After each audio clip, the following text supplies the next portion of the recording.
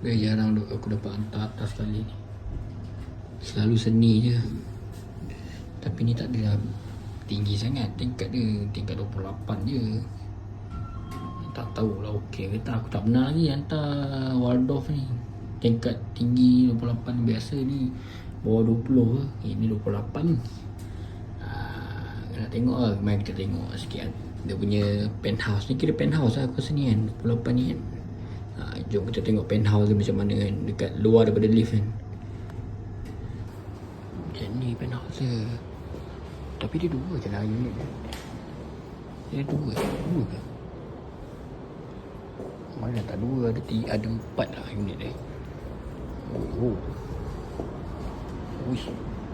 Ui. Tak nampak geng. Tak nampak. Tinggi kan.